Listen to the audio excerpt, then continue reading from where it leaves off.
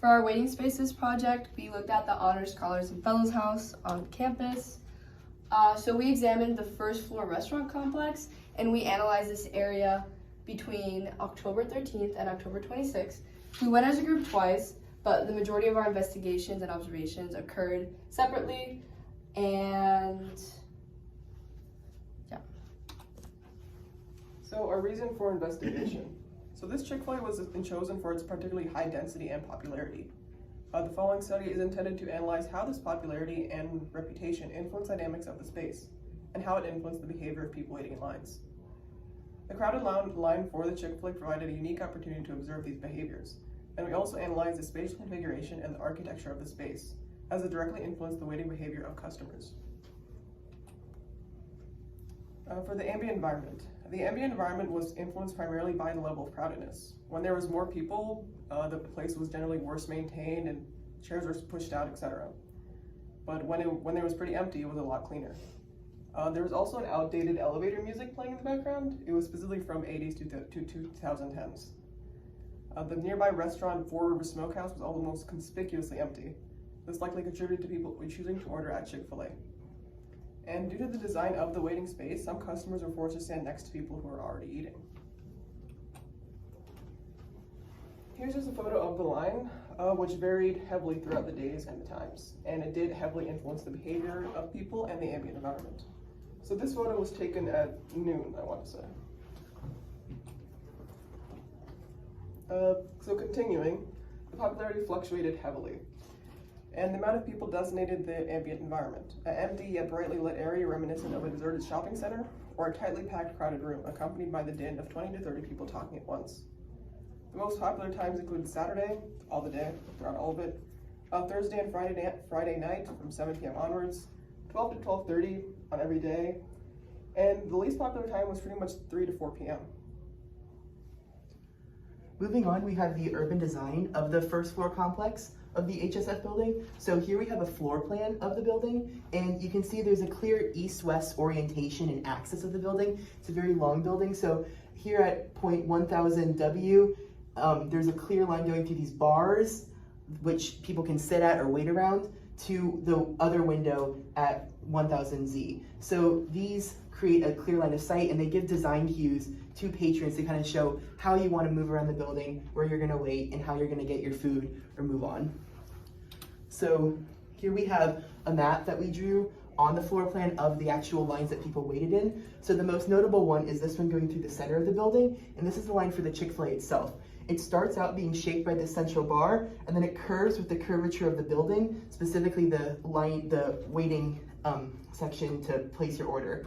And then there's a little divider here and here, which block off the people waiting for their Chick-fil-A orders from the Four Rivers folks, who their line changes constantly because there aren't many patrons. Finally, there's a very small line in the convenience store because people typically get checked out quickly, and then a line that forms on the outside of the building before the Chick-fil-A opens in the shape of an L.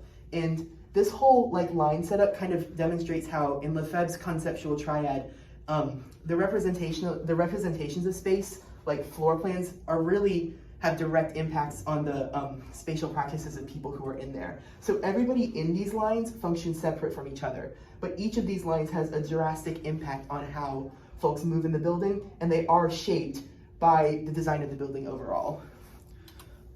Some notable design features within the building are this little accessibility post to open the doors, and this is where people wait in the morning. The first person leaning on this is the first person at the door. Then we have a variety of different seating and leaning options. You've got this bar, we've got bar stools, we've got chairs, tables outside with umbrellas, so a wide variety of people can use the place. And then we've got these balusters that I mentioned, which shape people into a U when they're waiting for their order.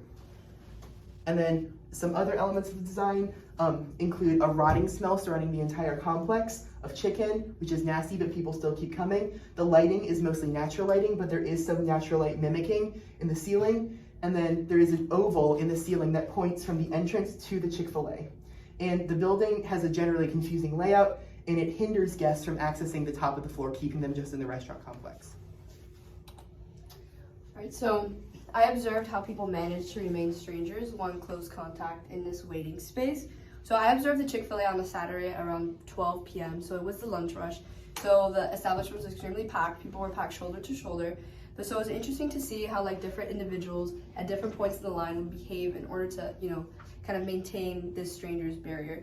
So I observed a male at the end of the line near the door at the establishment. He had just walked in, and he was trying not to make eye contact with anybody by kind of looking around the entire establishment, avoiding people. And he also attempted to look occupied at his phone. So he looked like he was extremely engrossed in an article, and he probably wasn't. It was just to maintain like this, strangeness. And then the person in the middle of the line appeared anxious in a way, and she was looking at the ceiling and just to avoid eye contact with other people. So it's interesting to see how people, would rather get caught looking at the ceiling than get caught, looking at someone else to remain strangers. And then the male at the front of the line did the exact same behavior, but instead he was close to the digital ordering pad, and therefore he just kind of like had his eyes set on that, and he was only looking at that to avoid the same eye contact. And it's just interesting to see how people utilize, this combination of body languages. Some people also had, headphones in, fidgeting behavior. People were swaying side by side to, ensure they remain strangers. And then this can tie back to Hirschauer's rien ne va plus theory, which essentially talks about how people respond in a social situation where they feel very uncomfortable and they're trying to, reduce this awkwardness. So he compares it to people, parked on like a car ferry, where they're just kind of, sitting there to uphold these barriers. And this kind of explains people's standoffish nature. While waiting in the Chick-fil-A lines, students seem to do everything they can to not be bothered by others. They occupy their time with their phones, some Snapchatting their friends, some on TikTok and Instagram, some on their Google calendars, possibly seeing what on their agenda is next for the day. Whatever the case, there's obvious social barriers being set in place to do the least amount of interaction possible. It also seemed there was a large amount of the group I observed wearing AirPods or headphones. You were in the minority if you didn't have AirPods in or weren't scrolling through your phone. I witnessed more than half the people on Friday morning with some form of AirPods, and the only group I actually saw conversing with each other seemed to be already know each other.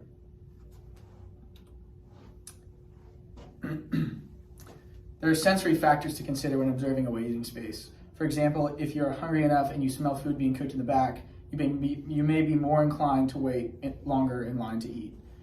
Whether this is on purpose or not, it's still a part of the equation when it comes to observing.